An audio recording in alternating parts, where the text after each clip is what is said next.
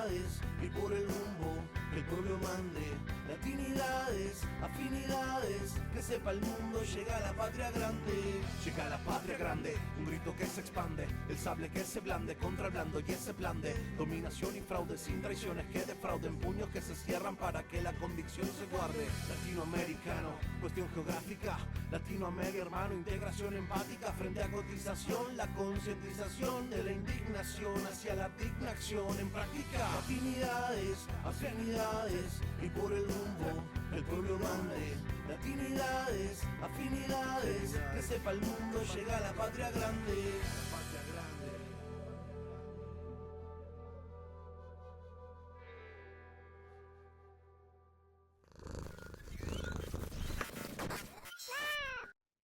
Desde México, saludamos a la hermana República de Ecuador y a quienes nos ven en esta nueva emisión de Latinidades. Gracias por acompañarnos. En Ecuador pasó hace muy poco un suceso muy duro y lamentable. Se retuvieron forzosamente a 4 niños. Se les encontró después sin vida. Y se señala de manera clara al ejército de ese país. Para hablarnos de este muy triste caso, nos acompaña Uriel Itamar Castillo Nazareno, docente universitario, coordinador de la Mesa Nacional de Solidaridad por los 4 de Guayaquil y del movimiento afrodescendiente ecuatoriano. Uriel, gracias por estar con nosotros. Muchas gracias, Héctor, y muchas gracias a Latinidades, tu programa de mucho prestigio, un referente para todos los que estamos pendientes, los que somos sensibles a lo que ocurre en nuestra querida patria grande Latinoamérica. Gracias por la oportunidad. Quiero decirte que solamente una cosa, que están muy pendientes los compañeros de la mesa, las compañeras de las madres, algunas las familias que están implicadas en todo esto, están muy pendientes de esta entrevista, de este diálogo. Debo decirte dolorosamente que mi país, y tal vez podría decir que ningún otro país de América Latina, serían muy pocos. No podemos decir que estamos exentos de esto. En la lucha contra el narcotráfico en mi país han fallecido familias, niños, hombres y mujeres, familias que en un momento dado no respetaron. Es polémico decir eso, porque faltaría saber si fue así o no, cuando el ejército en un momento dado les ha pedido que se frenen en un retén y supuestamente no lo hicieron y han sido baleados. Otros han sido muertos por estar precisamente en medio de balaceras. No recuerdo de este momento, y me gustaría que si alguien lo supiera, lo dijera, que pasara un caso así, donde el ejército personalmente retiene a niños y luego los desaparece y ya no los encuentra uno con vida. No recuerdo un caso ahorita en este momento en mi país, pero sí ha habido casos muy, muy duros y lamentables. Este es indignante, porque no dejan de ser niños, como lo mismo que pasa en Gaza cuando matan niños. Esto no lo podemos dejar como, mira, hacerlo como normalizarlo. Esto no se puede normalizar. No debe ser normalizado, es criminal. Es criminal el que busca la normalización o el que se deje pasar esto como un hecho más que se debe engrosar estadísticas en el mejor de los casos y en el peor ni siquiera tomarlo en cuenta, que lo entierre el pasado, los días, el olvido. No, no debe ser eso así. Por eso estamos molestándote a ti, Uriel, que estás presidiendo y coordinando esta mesa, para que nos puedas explicar los que estamos de este lado, acá, fuera de Ecuador, qué fue lo que pasó. Porque realmente yo sí me enteré, pero me enteré así. Detuvieron hay 4 niños desaparecidos, se involucra el ejército, se están buscando, ya nos encontraron con vida, se señala el ejército, incluso vimos que el presidente nombraba como héroes, buscaba nombrar como héroes a los niños. A ver, espérame, es un contrasentido, es una contradicción, porque tú eres se entiende que en nuestros países el ejecutivo, el que detenta el cargo ejecutivo, es el comandante de las Fuerzas Armadas. Y entonces, ¿qué estás haciendo diciendo eso? No entendemos muchas cosas de lo que pasa en Ecuador, sobre todo en este caso, que es puntual para revelar pues, la descomposición que está viviendo este país hermano. Me quedo callado, por favor, para que nos puedas tú comentar pues, lo que tú Sí, sí sabes, ¿no? bueno, lo ocurrido inicia, o esta tragedia inicia el 8 de diciembre del 2024, el 8 de diciembre pasado. Fue alrededor de las 8 de la noche, al sur de la ciudad, en las inmediaciones de un centro comercial muy conocido en Guayaquil que se llama Mall del Sur. Un centro comercial que está al sur, muy conocido. Es una zona altamente concurrida, tipo 8 de la noche, con menos gente, evidentemente, por la hora. Los chicos venían de jugar fútbol. Eran alrededor de 11 12 niños que venían de jugar fútbol e iban en la ruta para su casa. Esto es un tema importante de lo que sucedió, porque los chicos estaban en la ruta que siempre cogían para su casa. De hecho, que ellos estaban a más o menos de 10 a 12 minutos caminando a su casa. Es decir, los niños no fueron cogidos en otras rutas que uno puede dudar qué hacían, o podía preguntarse uno qué hacían los chicos por acá, si esa no es su ruta. Ellos venían de jugar fútbol e iban para su casa. Un grupo de 11, 12 chicos, como todos muchachos inquietos que venían de jugar, etcétera, iban para su casa, el uno lo molestaba al otro, como todo niño, ¿sí? Pasaban dos patrullas, un total de 16 militares, 8 en cada patrulla, cada camioneta, pasaban de regreso ya de una operación que ellos dicen, y este es un tema importantísimo, declaraciones de los mismos militares, ellos dicen que venían retornando de una custodia de un contrabando, ojo con ese tema, de un contrabando de una empresa privada que lo estaban llevando al puerto de Guayaquil, a la aduana que está en Guayaquil. Eso es un tema importante, porque se comienza a presumir que esto tiene que ver probablemente con una relación que hay ahí con esta operación que ellos venían haciendo. Ellos venían de regreso y ven a los chicos y por alguna razón ven a los chicos, retornan. Ustedes no han visto los videos, un video de 30 segundos que ponen en los medios. Ese video en realidad tiene 7 minutos, pero solo ponen 30 segundos porque el resto del video en sí está en custodia de la fiscalía.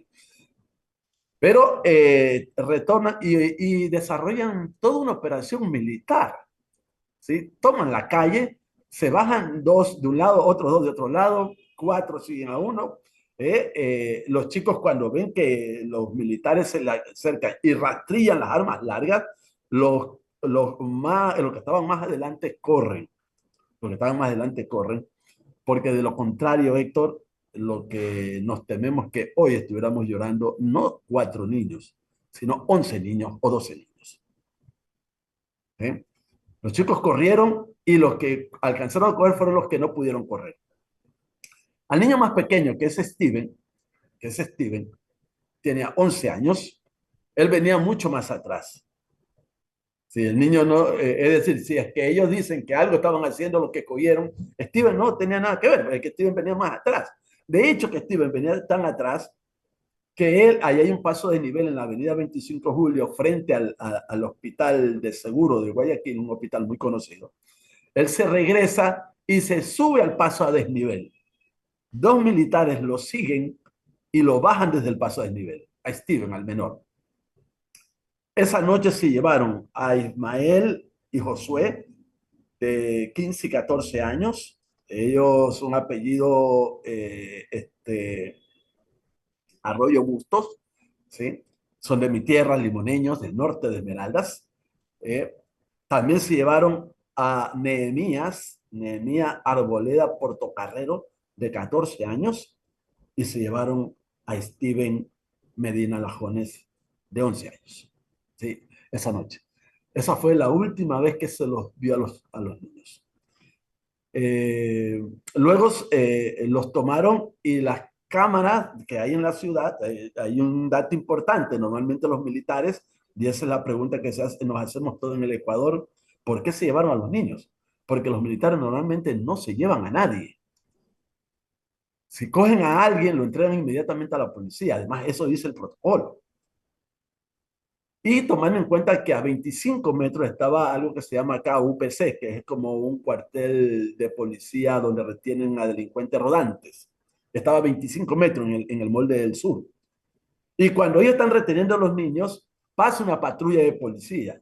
Ellos obvian todo eso, cogen a los chicos, atraviesan toda la ciudad, pasan por lo menos 20 UPC, ¿sí? Pasan por el cuartel de la policía y siguen y salen de la ciudad con los niños. Pasan el puente de lo que se llama el puente de la Unidad Nacional que va hacia Durán, cruzan Durán y se lo llevan a los chicos 40 kilómetros y lo abandonan, dicen ellos, de lo que voy a decir a continuación, no hay pruebas, esto es lo que dicen ellos.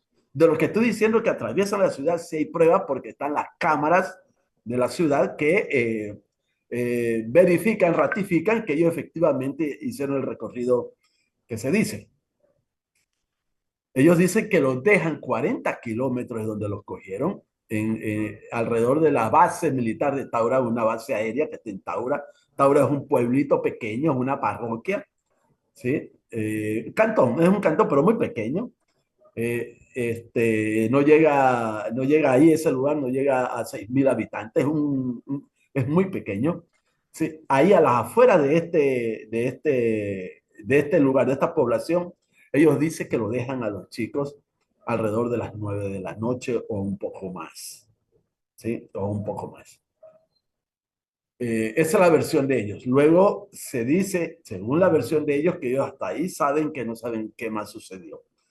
Lo que ellos dicen adicionalmente es que cuando ellos venían con los chicos, vieron en una calle del pueblo que la calle estaba cerrada por un grupo de gente que estaba celebrando algo, una fiesta, un cumpleaños, no saben qué cosa, y ellos se iban a aproximar y este grupo decidió no aproximarse porque era muy peligroso, dicen ellos, porque era gente que estaba armada. Dicen los militares, esto que estoy diciendo es versión de los militares. Y que bueno, ellos decidieron dejar a los chicos e irse. Lo dejaron, según ellos, lo dejaron ahí en la Cueva de Lobo. Ese es el relato de ellos. Lo cual ya dice muchas cosas, o sea, como bien dices tú, los militares no detienen gente, a menos que sea infragante, que hubiera, no sé, estén saqueando o que haya balaceras, entonces llegan los militares, los retienen, pero siendo civiles, los entregan a la autoridad civil, en este caso competente. Exacto. Y lo que me llama la atención es que los llevan, yo no sé por qué los detuvieron, o sea, es que no le encuentro lógica, y luego, basándome en lo que tú estás comentando, los agarran, los dejan en un lugar donde ni ellos, como militares, quieren entrar, porque ven gente armada y dicen, ay, no, ahí sí no entro. A ver, espérame, entonces agarraste a los que no están armados, unos niños que van caminando a su casa, y donde ves tu responsabilidad de entrar, donde está la gente armada, ahí dices tú, ahí no voy, y ahí los abandonas, ahí los dejas. ¿Qué pasa? Y esa es la versión más manejable, es la que ellos han escogido para defenderse. Pero la versión que se va poco a poco poniendo sobre la mesa es que ellos, porque no, ese relato no se puede sostener, no lo pueden sostener, es que hay dos cosas, Héctor. Lo primero es que los niños, cuando dice que lo dejan, ellos los niños llaman desde un teléfono a los padres, al padre, a Luis Arroyo. Papá, mira, estamos en tal parte, ven, ayúdanos, sálvanos, rescátanos, por Dios, ayúdanos, papá. Y el padre, imagínate tú, que ya los andaban buscando. Entonces, ellos salen. ¿Qué dice la persona que le presta el teléfono? Dice que los chicos estaban sin ropa, estaban desnudos, que él le tuvo que prestar boxer y darle agua y unos pancitos que tenía para los chicos. Dice que estaban tremendamente deshidratados y golpeados y desnudos. La ropa de los chicos se las encuentra dentro de la base militar. Quien entrega la ropa es el que estaba a cargo de la base militar, esa, no, de la base aérea, una base aérea, el comandante. Él entrega la ropa de los niños. Entonces, esto suena bastante raro. Y además, ya casi un poco menos de un mes, estaríamos hablando más o menos unos 25 días o 26 días de haber desaparecido los niños, se escucha una denuncia de alguien que dice que los niños probablemente están en tal parte enterrados. El lugar donde dicen que están enterrados es un lugar que se conoce como un pequeño recinto que se llama Casa de Zinc, que está cruzando un estero en un manglar. Es una cosa bastante inhóspita, ¿sí? Y allí estaban enterrados las osamentas de los niños que cuando se los recupera habían sido calcinados, habían sido quemados. ¿Eso dónde está? En los alrededores de la base militar de Taura, la base aérea de Taura. Es decir, todo apunta a los militares, todo apunta a los militares, a lo de la Fuerza Aérea. Pero dime una cosa, en base a lo que me estás comentando, el relato de ellos es, vimos a gente armada peligrosa y los dejamos a los niños ahí y ya nos fuimos, para que veas la responsabilidad. Pero ahorita me dices tú que hay una llamada de teléfono en la que los niños uno de ellos le pide ayuda al papá Sí, y están con una persona que los vio ahí o los ayudó desde una casa a un lado que les facilitó un teléfono.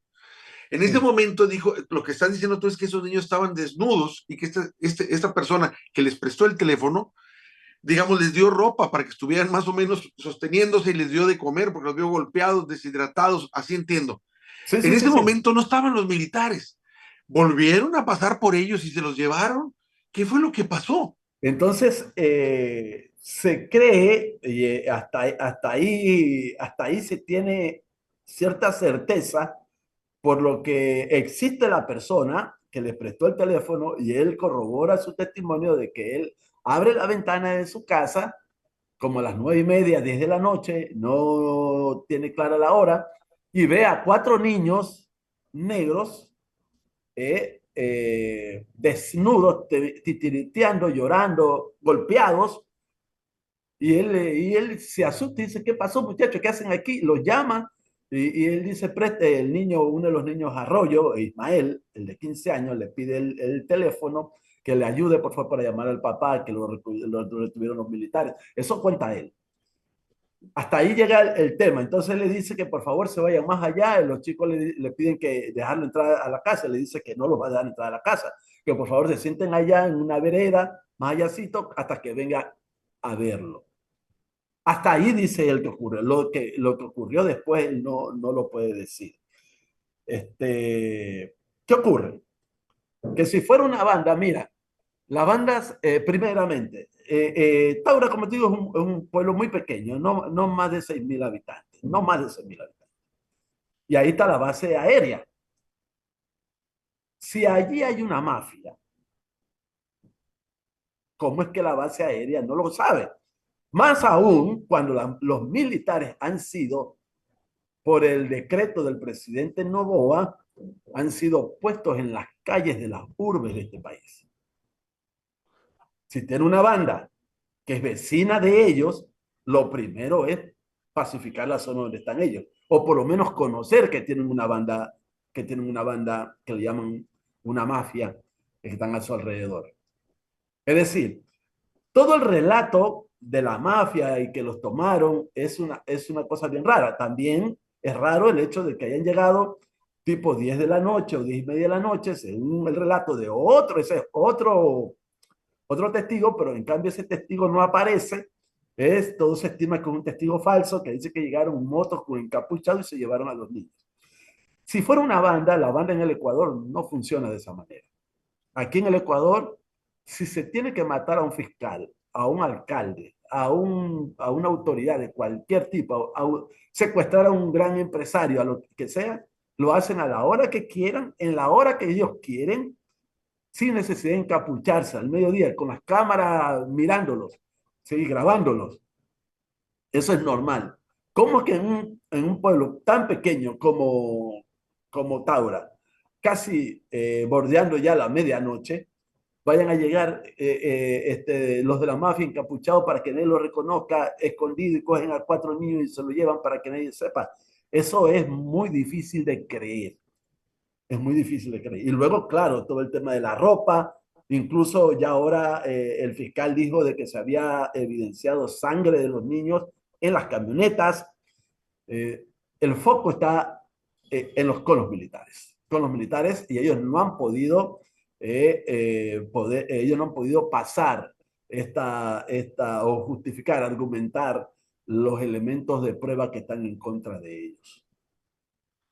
Pues lo que cuentas es terrible, el hecho de que los militares tuvieran la ropa y la hubieran entregado, ya dice mucho. Me quedo con la idea de que, que quienes irían a pasar por los niños y que, como dices tú, el que les prestó el teléfono, ha de haber estado el señor también con mucho miedo y por eso pues no lo recibió en su casa. Se le ha de haber dado mucho miedo también a él Claro. abrir la puerta de su casa, a cómo está la situación allá en Ecuador. Y por eso les digo, váyanse a algún lado, estén, como diciendo, quédense cerca, pero no aquí, muy cerca aquí, para que luego no se vengan contra mí. Y me quedo yo pensando, ¿quién pasó por ellos? ¿Los mismos militares o gente que conocen los militares? Mira, lo que se conoce hasta ahora no se puede hacer la vinculación todavía, pero se conoce que media hora después de que las patrullas entraron a la base, salieron 4 motos. Okay. ¿Sí? Salieron 4 motos. Los niños dicen que fueron tomados por 4 motos, por motociclistas. Pero no se puede, y ahí está la investigación en este momento tratando de probar si es que esas 4 motos que salieron de la base de Taura son las mismas 4 motos que tomaron a los niños. ¿Sí? Es decir, hay muchas cosas que coinciden. La investigación está en curso. Te indico de que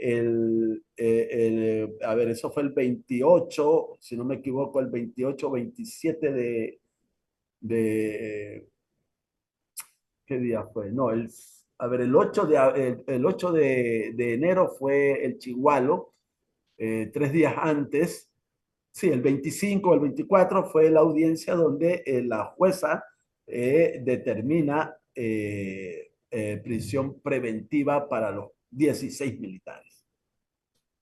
Pues este día viernes pasado se hizo la audiencia en donde el gobierno apela a la prisión preventiva. ¿Sí? El gobierno apela a la prisión preventiva. Afortunadamente eso no se ha resuelto favorablemente para los militares. Habría que esperar qué pasa ahí, pero de revocar la prisión preventiva, eso va a ser un golpe muy fuerte para todos los que estamos dentro de esto y puede ocasionar una verdadera movilización nacional muy importante. Yo creo que este gobierno no está entendiendo lo que está pasando. Yo creo que él no está entendiendo bien lo que está pasando. Creo que ellos están jugando con una perspectiva de redes, de troles y de ciertos medios de comunicación que hay aquí en el Ecuador que tratan de encubrir esta situación y cree que eso es suficiente para sostener la expresión popular que está detrás de este caso. Que está detrás de este caso. Yo creo que el gobierno se equivoca largo. Podría haber tratado esto de manera distinta. Te cuento que hubo otro niño, que esto probablemente no lo conoces, pero el 30 de enero hubo otro niño que fue asesinado. Afro, otra vez, del sur de Guayaquil, del Guasmo, de una zona que es el Guasmo central prácticamente, y jugando pelota, otra vez entraron, esta fue una operación combinada entre policías y militares, entraron a la comunidad y comenzaron a dar balas. Los chicos estaban jugando pelota. Otra vez un niño de 14 años fue asesinado. El hermano de él en terapia intensiva se está recuperando. Y otro niño, otro ya joven de 17 años, quedará con inmovilidad permanente porque la bala se le alojó en la columna vertebral. Eso Esta es fue la hace, tragedia, tiene esta es la días tragedia que que pasó. estamos viviendo. Tiene 2 semanas que pasó esto. Sí, hace 2 semanas. Entonces, ¿Cuál es ya eso, este es el marco, diríamos, de la situación, ¿no? ¿Qué hizo el gobierno? Ni una nota de condolencia, ni una nota de condolencia. No, ni los ataúdes los pudo donar, absolutamente nada para las familias. Eh, y sale 15 días después el presidente, por primera vez a pronunciarse, 15 días después. Y dice que lamenta mucho y que todavía no estaban considerados asesinados, sino que desaparición forzosa. Y sale 15 días después el presidente a declararlos héroes nacionales. Eso escandalizó más al pueblo ecuatoriano, a los sectores populares, que le exigían al presidente que llegue hasta el fondo de la verdad en este tema. Que diga lo que está pasando, porque si él lo declara héroes nacionales, porque él sabe lo que ha ocurrido ahí. Claro que lo Eh, sabe. lo sabe y muy bien. Me Y recordaba ahorita un caso que vivimos aquí, diciendo que no me acordaba ahorita, se me vino uno muy claro, que fue en los estudiantes del Tecnológico de Monterrey, donde hay se desata una balacera entre un grupo de narcotraficantes y el ejército entra al Tecnológico de Monterrey persiguiendo a varios narcotraficantes que entraron a esa casa de estudios, y en ese momento iban saliendo dos estudiantes por todos reconocidos por su alto desempeño académico, porque eran gente que estaban por exámenes y que estas personas aparte estaban estudiando, estaban saliendo muy tarde. Es típico de las gentes que estudian ahí en el tecnológico que se desvelen o que salgan de horas ya muy en la madrugada estudiando previo a los exámenes, y venían saliendo, los mata el ejército. Por alguna razón no lo reconoció, por alguna razón creyeron o supusieron que eran narcotraficantes, que estaban, y no venían armados, eran estudiantes, es lo que te quiero decir. Los matan y los hacen pasar como narcotraficantes, y el presidente da el aval de que eran gente así. Ya después se demostró que no, y causó muchísima indignación. Y hasta la fecha, hasta donde sé, no han detenido a ninguno de los que participaron en esta muerte. No eran niños, digamos, pero eran muy jóvenes, estaban estudiando la carrera, ¿no?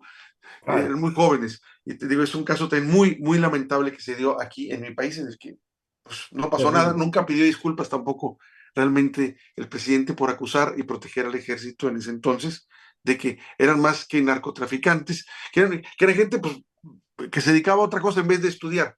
Como se les demostró después, eran estudiantes de muy alto nivel, y fue una tragedia lo que pasó, y que no se haya reconocido ni detenido a los culpables de esto o señalado. Es horrible. Esto que estás comentando en Ecuador, pues es espantoso, sobre todo porque hace 2 semanas volvió a pasar algo similar. Mencionas tú bien que aparentemente el gobierno está en otra dimensión, y comentaste de manera muy fina algo que es evidente en gobiernos de este tipo, porque aquí en Nuevo León tenemos algo así. Todos creen que porque controlan algún medio hegemónico tradicional y a través de las redes, ya, con eso cambian la verdad. Sí, Con eso ya arreglaron las cosas, ya se lavaron la imagen y ya pasaron a otra cosa. Eso es lo que creen. sí, sí, ellos creen, están convencidos de eso y bueno, y van alimentando lo que se va tomando, Héctor, y permíteme que lo diga, lo que se va formando es una conciencia de organización sólida en lo popular, en lo afrodescendiente, porque esto coincide, hay una porofobia, definitivamente una criminalización de la pobreza, pero también hay y más todavía, una criminalización de lo étnico, sobre todo lo afrodescendiente, lo negro. Ahí hay una presencia claramente inclinada a reprimir a esta parte de la sociedad. Y lo que se va consiguiendo con eso es una cohesión, una conciencia, una sensibilidad alrededor de que hay que organizarse para ya no simplemente existir en esta sociedad como queramos, hayamos tomado la opción, sino que necesariamente hay que ir para tomar el poder de alguna manera y que estas cosas no vuelvan a ocurrir nunca más. Poco a poco esa conciencia va naciendo y va desbordando a estos relatos que se van imponiendo en estos medios que estamos haciendo referencia. Y yo creo que más temprano que tarde se va a dar una expresión organizada que va a poner a este país en la ruta de donde jamás debe haber salido, la ruta del bienestar común, del bienestar de las mayorías. ¿Sí? Entonces, entiendo que ahorita el caso está en proceso, se ha fallado dentro del caso en nada. Eh, digamos, está en suspenso, está en un proceso en el que todavía no se declaran quiénes realmente fueron los victimarios de 4 niños, hombre. Niños inocentes totalmente, y incluso si hubieran sido maldosos, como decimos en México, que hacían travesuras y todo, son niños, hombre. Sí, no, Son no, no hay, no hay, niños. no hay ¿Eh? forma, y te digo, los más reaccionarios de este país están, aún ellos, o sea, hablo de la sociedad común, están en Pueblo Llano, están en un proceso de negación. ¿Qué pasó? No puede ser que las Fuerzas Armadas haga esto, no, no puede ser. ¿Qué pasó? Algo más tiene que haber ocurrido. ¿Qué más pasó? Yo tengo mis hipótesis de lo que ocurrió. Yo creo que los cuerpos son calcinados porque allí se intentó o se hizo algo como tráfico de órganos. Esto es una cuestión que yo creo, Ah, es la primera vez que lo digo. Yo pienso que algo verdaderamente perverso está ocurriendo dentro de las Fuerzas Armadas, no de todas las Fuerzas Armadas. Y aprovecho el espacio para decirlo una vez más. Yo tengo grandes amigos en las Fuerzas Armadas, oficiales, amigos, muy amigos, grandes personas que están comprometidos con este país, ¿eh?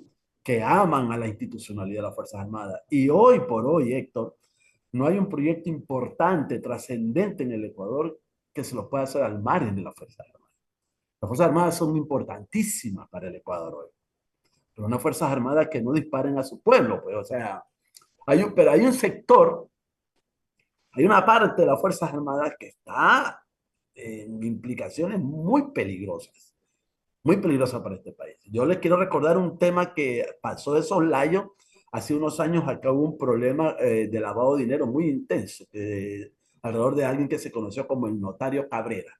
Tú lo puedes buscar en las redes y lo encontrarán. Es el lavador de dinero más importante que ha habido en la historia del Ecuador, una cosa impresionante. ¿Cuáles eran los principales actores con el notario Cabrera? Eran las Fuerzas Armadas del Ecuador. Bajaron, cuando él murió, llegaron helicópteros de las Fuerzas Armadas del Ecuador, fueron a la casa de él y retiraron maletas de dinero. ¿Sí? Algo pasa dentro de las Fuerzas Armadas. Algo pasa.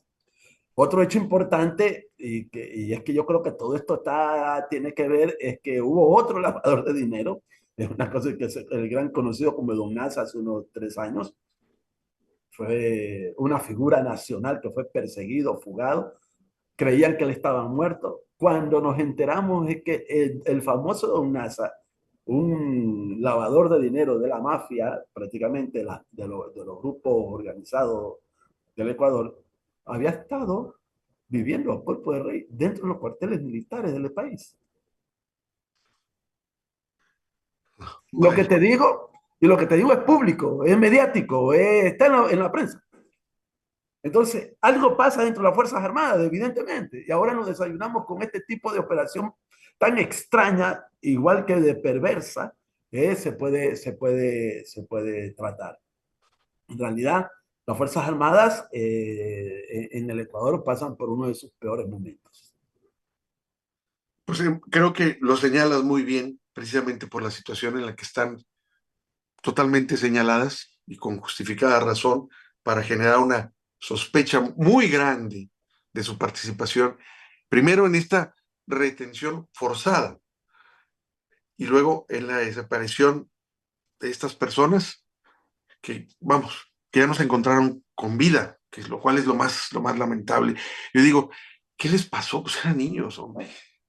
El, el país que no protege a su niñez, olvídate, pues la niñez es sagrada, así es, la niñez es sagrada, y si un país no valora su niñez o las instituciones de un país, hay algo muy grave ahí, terriblemente grave. Los niños siempre he dicho yo, los niños y las mujeres son sagrados en ese aspecto. No es algo que se deba discutir en ese sentido. Y aquí desaparecieron 4 niños, o sea, que eran narcotraficantes, eran capos, o sea, no, no me vengan con esa. Y mira, le hemos entregado y te voy a pasar, creo que a Pedro le pasé, creo que sí, sí, claro, sí le pasé, un manifiesto de todas las organizaciones, ahí vas a ver las organizaciones que firman, y ahí puedes ver las organizaciones internacionales que están en este proceso.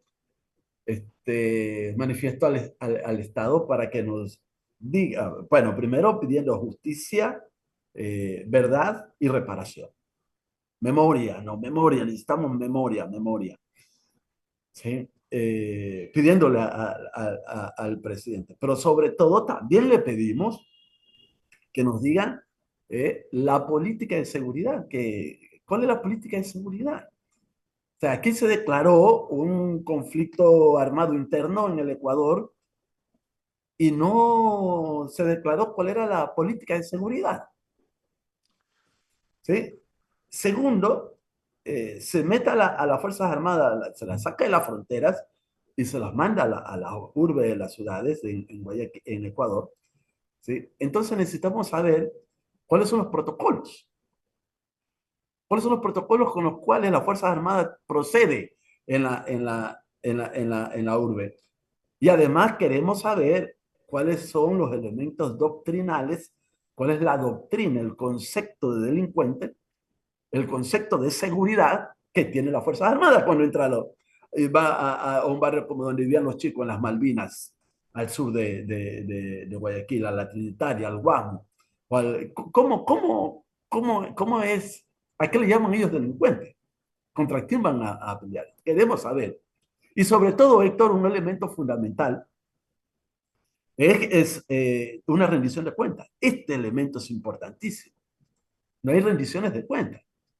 Es decir, pasado un año donde han habido tantos desaparecidos, donde han asesinado niños, queremos saber si han detenido y desarticulado alguna banda, se han capturado a un gran mafioso, se han pacificado alguna parte de las ciudades de mayor peligro. Aquí está Durán, que Durán es un cantón pequeño, ¿sí?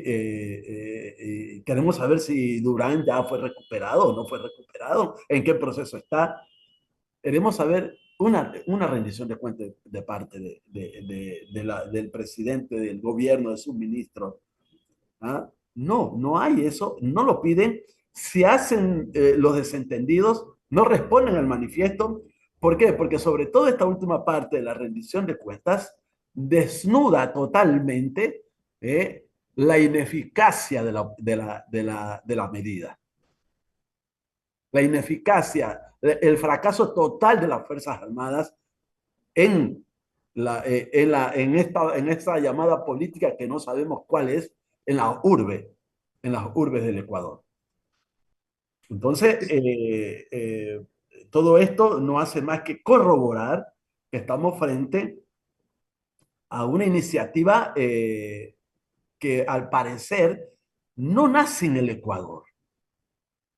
Al parecer algo extraño está pasando aquí. Mira, yo quiero que la gente que nos escucha, que nos ve, y yo estoy con mucha libertad, yo puedo conversar, discutir con quien sea estos temas.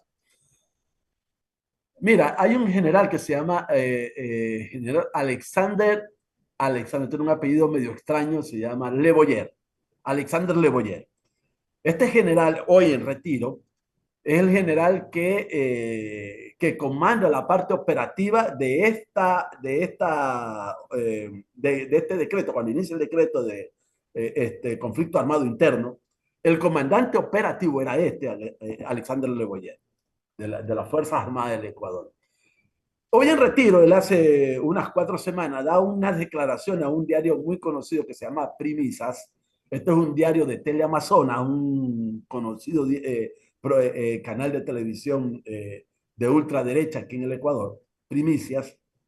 Estas Primicias, en la entrevista, y él ahí dice que ellos son los que le recomiendan al presidente que declare el conflicto armado interno. las Fuerzas Armadas. Él lo dice. Y es más, dice él, ya se lo habíamos pedido a los otros presidentes. O sea, a Lenín Moreno y a Guillermo Lazo. Y ellos no se atrevieron.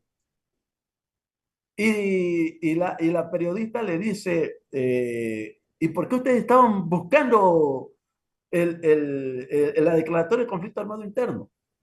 Dice, porque así podíamos entrar a la urbe. ¿Y su trabajo en las fronteras? Si el problema de la droga es en la frontera porque el Ecuador no produce droga. Ellos lo saben bien. El Ecuador no produce ningún tipo de droga. Ecuador es tránsito y sobre todo lavado de dinero, lavado de capitales por la dolarización. Entonces, ¿por qué querían venir a la urbe? ¿Y por qué no controlan las fronteras y los puertos, evidentemente?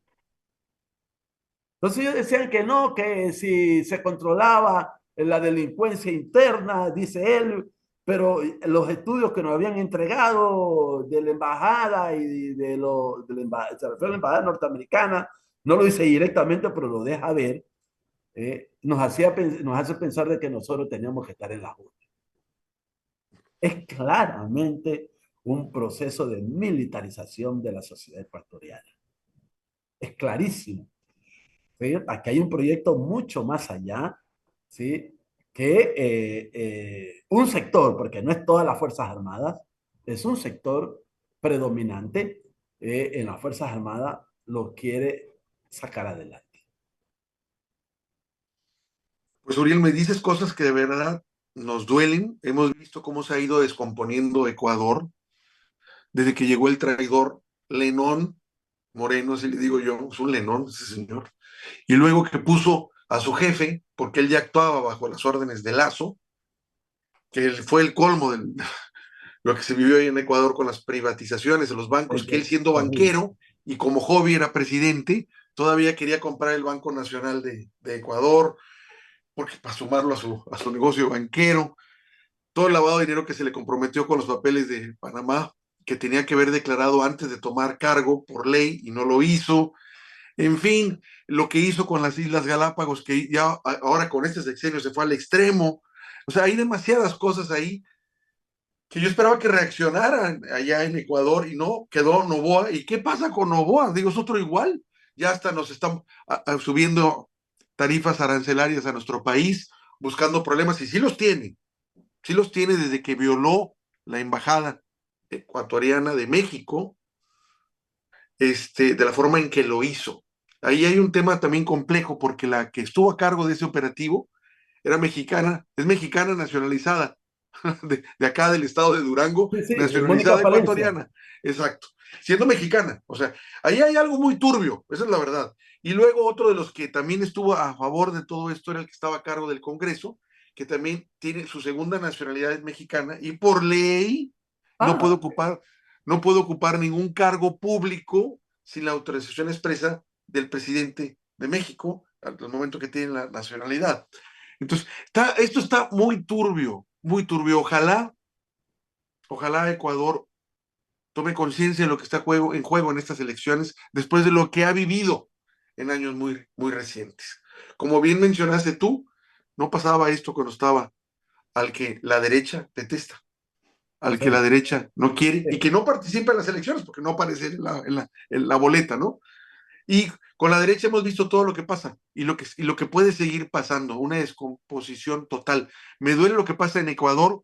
En algún momento hablamos con uno de los candidatos a la vicepresidencia, con Borja, la fórmula de Luisa, Diego. y me dolía decir y darme cuenta que Ecuador lo quieren de alguna forma hacer como está Haití. Sí, Es lo mismo que estamos, en Haití ya es el proceso ya demasiado avanzado, pero si vemos las facetas por las que pasó, son muy similares a lo que se estaba manejando ahorita en Ecuador. sí, En las que se mencionan bandas mexicanas, hay que reconocerlo, en las que esas bandas mexicanas, Dios, es un tema de veras muy, muy, muy duro y sí, muy sí, sí, complejo. sí. Sí, definitivamente, definitivamente lo que acabas de decir es una preocupación que todos tenemos, ¿no?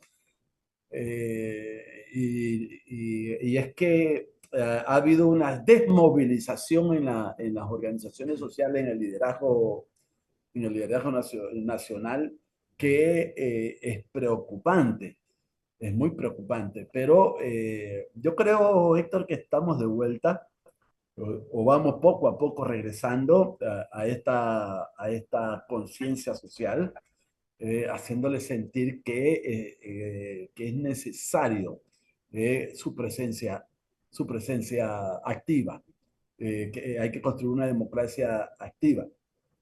Mira, en ese sentido, nosotros estamos planteando, y yo lo digo sin ningún temor, que tiene que haber una revolución cultural.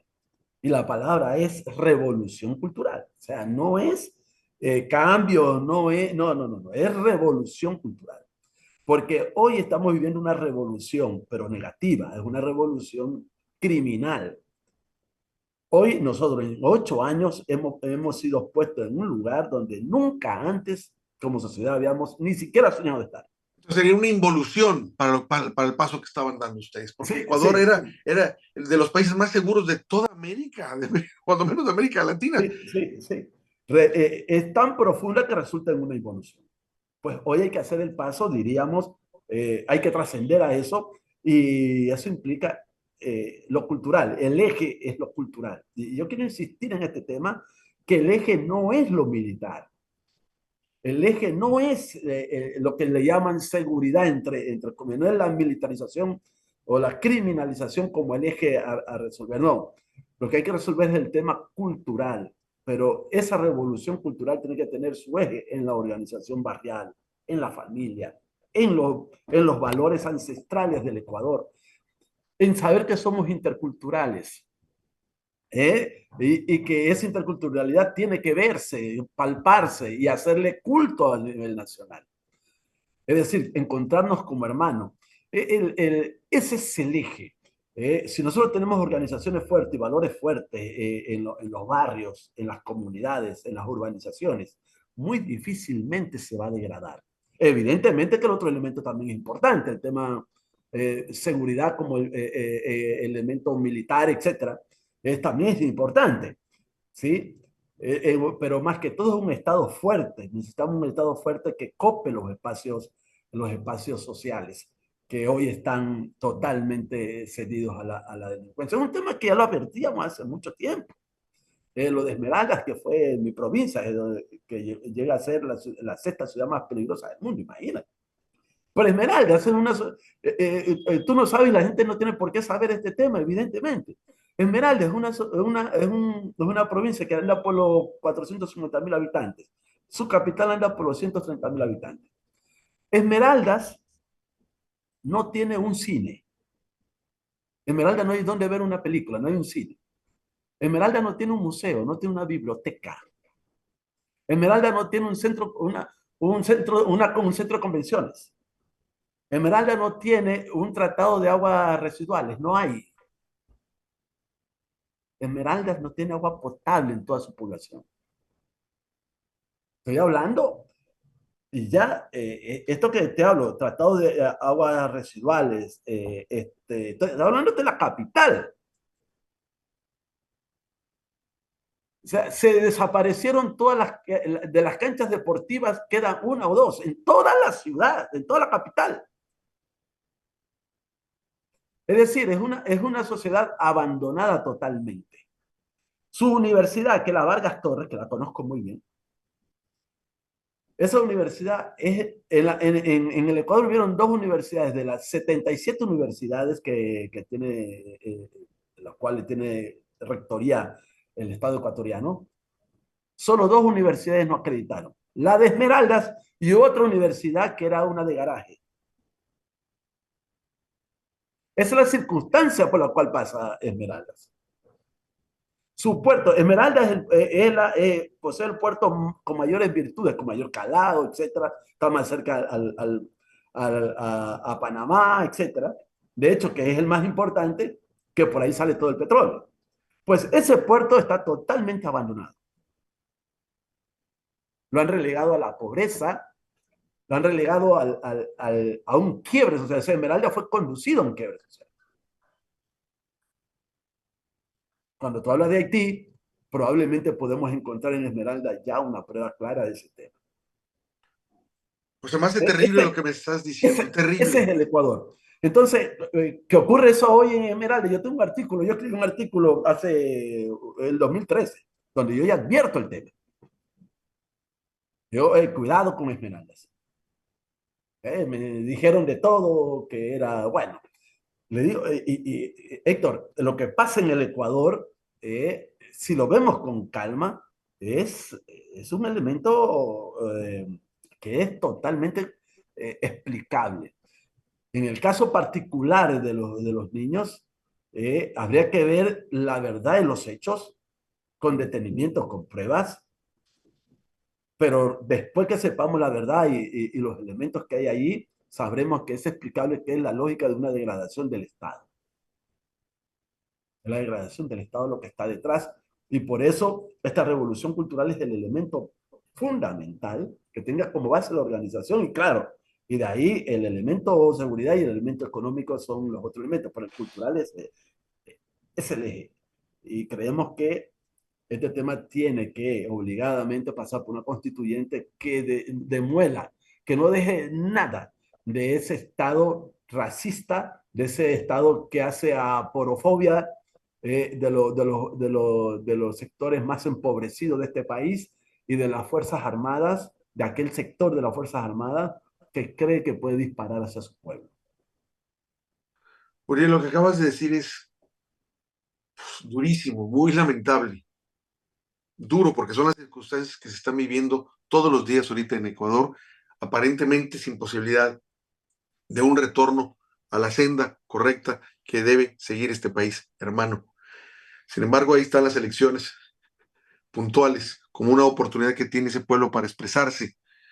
Y por otra parte, como bien señalas, debe proponerse y luchar por una revolución cultural que englobe todo, la política, el desarrollo económico, las relaciones sociales entre los individuos y entre las instituciones.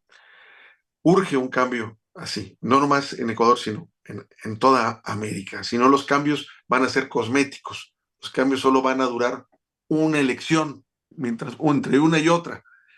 Se necesita una revolución cultural. Ahora, también dijiste un punto importante. Todos estos golpes, de alguna forma, ayudan, si se quiere ver el lado bueno de una situación muy dura, a ir formando esa conciencia, a ir fraguando la posibilidad de un cambio ante este hartazgo que se vive. Es terrible esto que dices. No quisiera yo ya quitarte más tiempo.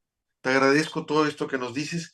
Vamos a terminar esta charla con las fotos. Le voy a pedir al productor que suba las fotos de los niños estos de Guayaquil y que pudiera poner cuando menos de 3 canciones que son muy hermosas y son verdaderas propuestas políticas o propuestas de una revolución cultural, si se les escucha muy bien a las canciones. Vamos a dejar ahorita la más larga de ellas, una de ellas, y las otras las vamos a pasar en otras plataformas. Te agradezco, Uriel, esta charla. Ojalá no vuelva a pasar esto. Gracias a ti, Héctor. Y sí, nosotros buscamos que no vuelva a ocurrir nunca más esto. Y creo, ¿sabe? Yo le tengo mucha fe a esta sociedad. Yo creo que lo vamos a lograr. Yo creo que lo vamos a lograr. Yo soy un soñador empedernido en ese sentido. Mi vida, la experiencia de mi vida me lo permite, me permite soñar en ese sentido. Y creo que la fuerza de las organizaciones que están en la mesa, las familias, ver a esos padres cómo sufren por sus niños que no llegan y que no volverán a ver nunca más, nos da esperanza de transformación. Gracias, Héctor. Un abrazo para el pueblo mexicano. Somos pueblos hermanos y seguimos adelante. Igualmente, te mando un fuerte abrazo y estamos en contacto, Uriel. Gracias. Gracias.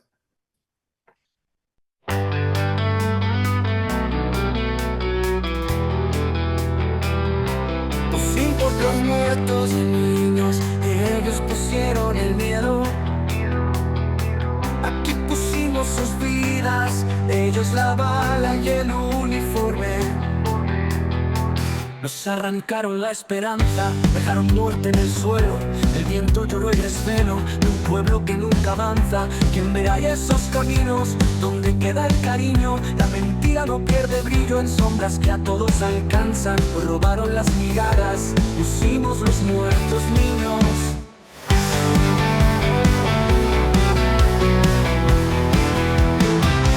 La infancia quedó en el suelo, se perdió en la noche oscura, se cubría de sangre y tortura bajo el peso del flagelo. ¿Quién puede vivir sin miedo cuando el dolor no da consuelo y la impotencia crece con el duelo? La historia no perdona al gobierno que abandona y expusieron el miedo.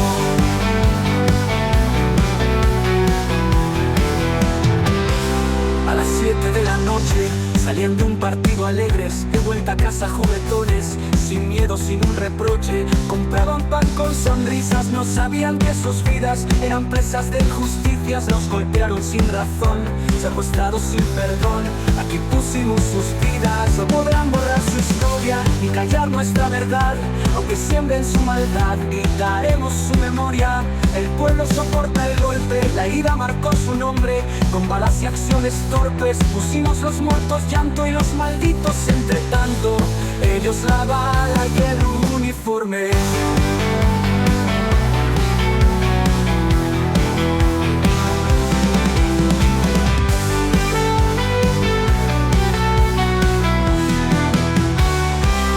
Vivados los muertos niños, ellos pusieron el miedo. Aquí pusimos sus vidas, ellos la bala y el uniforme. Pusimos los muertos niños, ellos pusieron el miedo. Aquí pusimos sus vidas, ellos la bala y el uniforme. Y el pueblo soporta el golpe, la herida marcó su nombre. Con balas y acciones torpes pusimos los muertos, llanto y los malditos entre tanto. Ellos la bala y el uniforme.